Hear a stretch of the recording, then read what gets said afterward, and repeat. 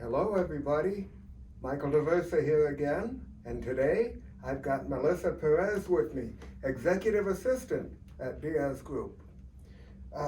Melissa, it's been interesting because you came from the accounting department and suddenly became our first ever Executive Assistant to the president of Diaz Group. At the same time, he had never had an executive assistant before either, so it was a first for both of you. We're curious, was it equally, difficult of an adjustment for both of you, or did one of you have an easier time than the other?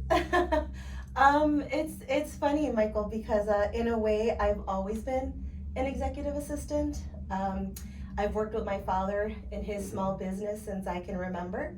So throughout the years, I've just, without even knowing it, I was his little assistant, both taking care of things both at home and at work, personal and business. So I've always been an assistant, just without the title. Awesome. But coming in and working with Raphael, I think it was more for him that it took the adjusting, because at that point, he wasn't used to somebody always asking him, "Where are you? What are you gonna do? What's today?" So it was definitely, I think, more of an adjustment for him, because Cool. now he had to share information when he was more he was used to kind of keeping it to himself. Nice, nice. I'm sure you're both, well adjusted by now. Oh yes. I thought that would be interesting.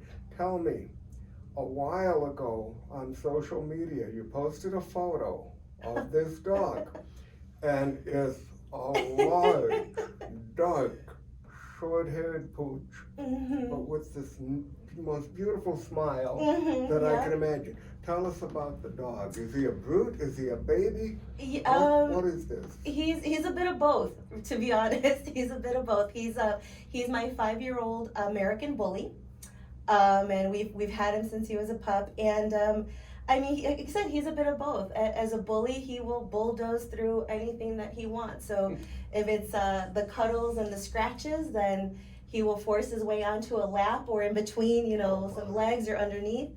And but when he wants to play, it's the same thing. I mean, he's just so much energy and so much power in him. But again, just the sweetest thing. And that smile on that face is one you can't say no to. He looks like it. How big was he when you got him? When we got him, he was maybe about 8 pounds when we brought him. Yeah. And Now he's at a good 70. I believe it. Yes, Okay, looking yes, at the he's- photo, it was like, Yeah, and Okay. he's all solid. So yeah, there are times I've got a couple bruises, from the leg area, because he throws himself where he wants to be. I understand. One more question. I smile whenever I think about this because I know that you came from working with your dad in the past, and your role, or at least your job environment, was a bit different than it Yes. was here at Diaz Group. Tell us Yes. about that, please. Yes. So I did the office work. I was the office manager, and took care of all that as well as my dad's needs. But when office was low, or when that work was low, I would go into the back and I would weld. My father, from an early age, taught me how to weld. Awesome. Taught me how to drill holes into steel. Put me in the paint booth when I was needed. So I've had some office time, and I've got some production time. Wow. But I have to admit, sometimes I do miss it, because there was a sense of relaxing. You find yourself in a rhythm of doing something, and I'd have a project of having to weld 100 spears on some bars for a fence, and you'd get into this rhythm and this mood, and suddenly you're in this nice little zone, and it's definitely nice. It's something that was like, okay, day's done. So Bit of a change, but it's a Absolutely. cool story, and I thought it was a neat one to include here. Oh yes, it was definitely Dad didn't have the boy, so he had to do the best with the girl.